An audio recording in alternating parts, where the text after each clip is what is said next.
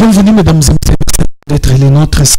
Toujours dans les cadres à Massoletani à Bokanabiso. Hier, lundi le 10 août, le chef de l'État avait lancé la reprise. Il y a beaucoup après pandémie et ça veut dire que non, on va suspendre l'activité. Il y a l'activité, il y a Bokanabiso et après comment on a progression, il y a riposte contre la pandémie à coronavirus, chef de l'État et son gouvernement bazwaki makanisi ya kuzongisa activité ezonga et surtout activité ezalaki ya l'enseignement ou le chef de l'État yemoko alançaki reprise ya bakuru na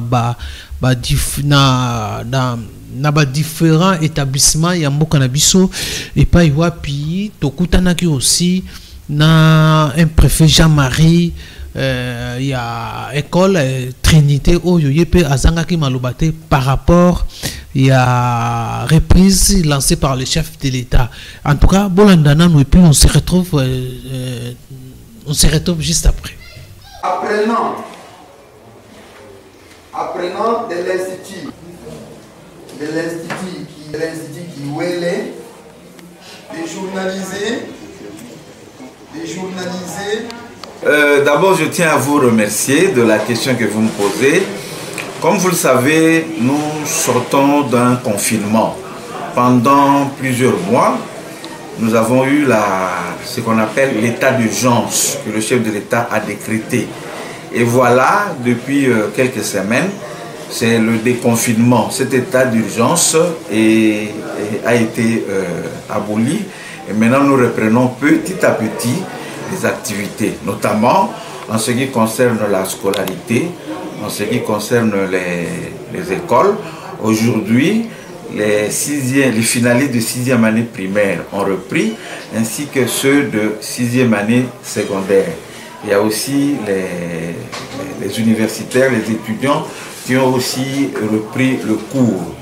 Alors nous ici, tous les élèves ont répondu et nous leur avons rappelé le matin quand ils sont arrivés que la pandémie existe. Malgré que la reprise de cours a été décrétée conformément au calendrier, nous devons observer les gestes barrières comme le chef de l'État, le président Félix Antoine Tshisekedi l'a annoncé dans son discours. Donc les gestes barrières que nous devons respecter, nous le connaissons. Il y a le lavement de mains, il y a le port de cache-nez, il y a la distanciation d'1 mètre. Et s'il faut tousser, il faut tousser sous le pli de la courde. Et tout cela, nous avions dit aux enfants et c'est ce que vous aviez observé, c'est ce que nous respectons. C'est le premier jour, tout est bien et le message que nous pouvons demander aux parents, c'est de les inviter à demander à leurs enfants qu'ils puissent reprendre l'école. L'année scolaire a repris, ne fût-ce que pour terminer l'année pour les finalistes afin qu'ils puissent faire leurs examens d'État. Les élèves, vous avez vu vous-même, ils ont respecté les gestes barrières. Nous avons sensibilisé au courant de toute la semaine, depuis le 3, nous avons sensibilisé et aujourd'hui c'est la reprise, c'est l'effectivité. Ils ont mis cela en pratique et nous observons que les enfants respectent les gestes barrières comme l'a édicté le chef de l'État. Voilà, après Koka préfet Jean-Marie il y a école Trinité à Matete yepe azanga kolobate ndenga pesi makanisi na ye après wana enseignant ba syndicaliste pe bazanga ki malobate surtout ko réclamer ya bango ba problème bazana ngo ya ba enseignant ou bazana na numéro matriculité ba pesaka cours sans que bazwe loko ba enseignant aussi non payé il y a vraiment une cacophonie dans le enseignement. On lelo baza ko accuser même ministre et enseignement selon bato mususu balobi que non, et sa façon ya routine de chef de l'État n'est erreur parce que les enseignants bazo continuent toujours à souffrir bien que la Banque mondiale a tsaki en disposition ya ko soutenir gratuité ya enseignement bambongo ya minene bimaki, mais les enseignants bango bago ko bénéficier nango baza ko se retrouver et la raison pour laquelle bango baza vraiment contre cette reprise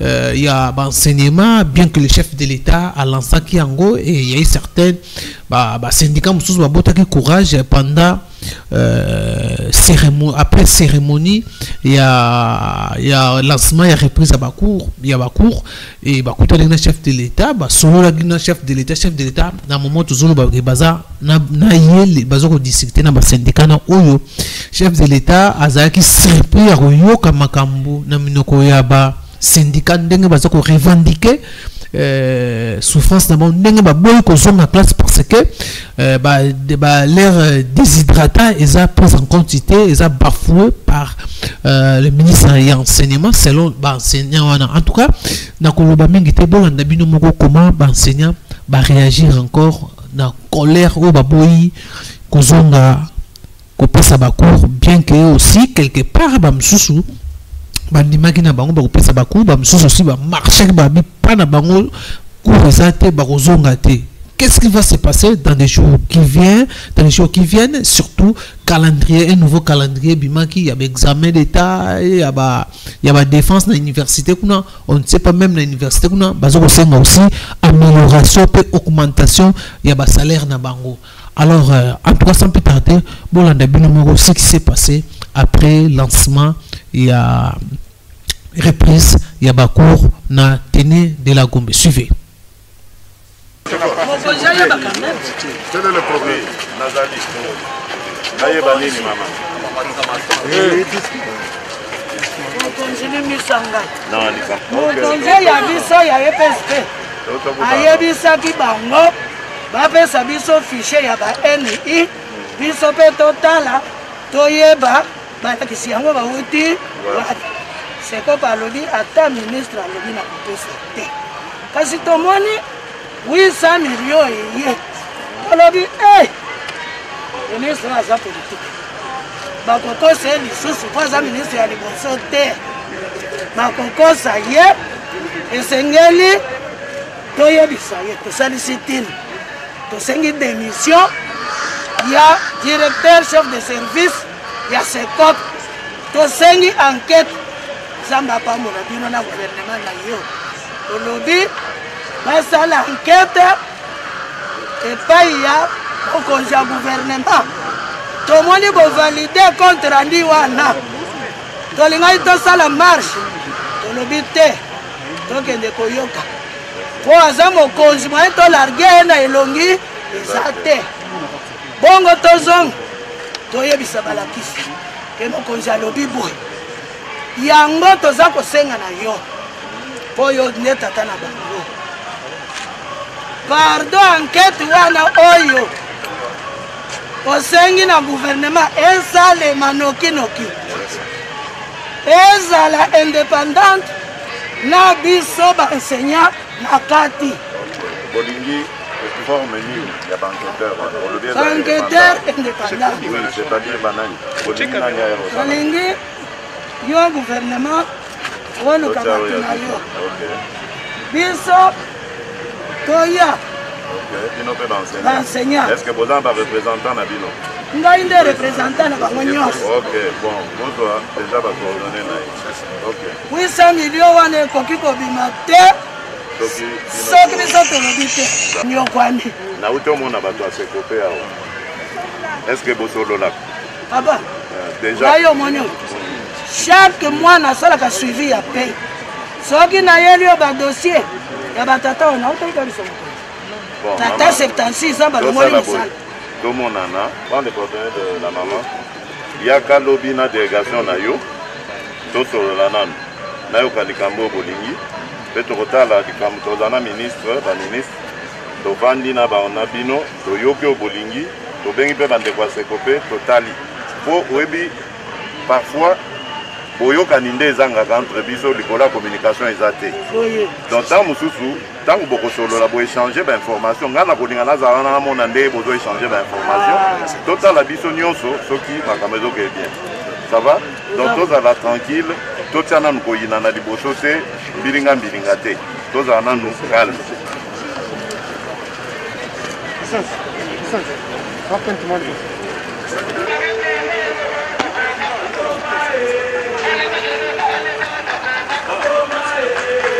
Vous avez combien? 13 millions par antenne et à Sekopé. Aucune sous-division, 300 000 pambes. Aucune division urbaine, 500 000. Mais division urbaine, azali mo congé à Sekop. Secrétariat général, azali mo congé à Sekop. Comment Sekop a Kaboula Kambong? Listing, alors bien ça listing, il y a travail. Listing à travail, bah commis montant. Soko kei na banque. Bah comme là qui yo 380. Au commis na banque, bah pèse yo 320 000. Au tourni balobi, zonga na Sekop. Au na Sekop balobi kende na service suivi de la paye. Aucun a suivi de la paye. Ba bengali yo ba Ecobank, ba Access Bank, ba yewana, ba bandiko justifié au TVA, au compte bancaire, au makambo ebelebele. Au koyoka directeur kayemba lobita. Bino ba banque, l'État paie sa bino rétribution. Mais comment ba paie sa bango rétribution? Baka takabiso bambongo ebele boy. Yango esengeli mokonzi mboka yeba makambo oyo. Votre place na ba vrai enseignant va défendre ba enseignant na ndenge elongo bani. To boyi ba yuya o ba yo to lingite le preuve neke bo moni molobeli ya enseignant solo bino moko ndenge ni na uti ko panza makita awawa et puis président yemoko so ko recevoir en personne pour à détailler ba secret oyo nyonso ba enseignant ba so mona pasi na bambula tolobi biso enseignant tolembi na mayuya oyo ezokoleka na Sekopé. Sekopé a comme service ya koya ko détruire vie ya balakisi. Tosengi bango fichier balingi fichier te sikoyo toboyi ke makambo ekoya ekola musuba biso ba vrai balakisi ya solo tolobi ete tolingi te tolobaki ke gratuité ezali eloko ya makasi oyo président de la République asali pona mboka oyo tolingi te ke gratuité ebeba yango na biso balakisi ya solo toye awa pona ko soutenir vision ya chef de l'État pote tokende na ye elongo ti na makambo onyo sasala ngo posa toboyi oyo nyonso monguna azwa na posa telema gratuité parce que gratuité nde ezali via benseignant yango esimbi benseignant yango kopesa enseignant valeur yango na para kosala te amesa na koloba ndenge amesani koloba biloba liboso ya para enseignant sili valeur pona nini para apesaka ye mbongo tolobi yo Sekopé posa na yo ezali lisusu te na biso ekufa parce que musala topesaki biso baenseignant tomoni yango te oyi tokozonga na rentrée ndenge nini 5 mois malade pote balakisi oyo esengeli bakende koteya bana bango wana bafutamaka te mutu oyo alie te mutu oyo aza na mbongo ya transport te akokende kotangisa bana ndenge nini yango biso tolobi ete président yo moko zwa ba disposition oyo ya makasi pote osimante éducation osimante gratuité oyo ezali eloko oyo ya makasi epesi biso baenseignant valeur biso toye awa te mpona koya koyoka mbele ya bato balobi o batindi bato ya désordre mpo baya kosa te tozali balakisi ya solo oyo toza na bitelo oyo eyebani ya moko na moko tolobi ete biso tolingi lisusu esaleli ya Sekopé te po erendre enseignant musala ya mabe ebomi échelon ya baenseignant ebomi vie ya baenseignant muta ebomi grade ya baenseignant muta azobanda enseignement lelo il faut azala na salaire moko na mutu oyo bandika mutu oyo azosala na Sekopé akoti lelo akozwa mbongo ebele koleka oyo enseignant abandi kala sikoyo entre mutu azosala kuna na mutu azotangisa bana wapi mutu ya solo yango tolobi ete musali pe oyo apesaka bana mayele eza de molakisi esengeli ete baluka lifuti ya malamu bafuta ye baluka lifuti ya malamu bafuta ye babimisa bapapa oyo balembi retraite honorable bapema na ndenge esengeli soki faci alobi asela biso eloko moko onga kopona kobongisa lifuti ya balangisi oyo toza nango posa ya makasi yango wana bazwa enseignant na considération bazongisa ye na ndenge oyoyo utakala batikaka enseignant donc sa ndenge belge na présent Kasavubu atikaka enseignant poti lelo unité de mesure na biso ezalika kobe présent Kasavubu tolingi susute makabo ya sekope oyoyo tozomona rôle nango te ba président de la république bomé la biso service wana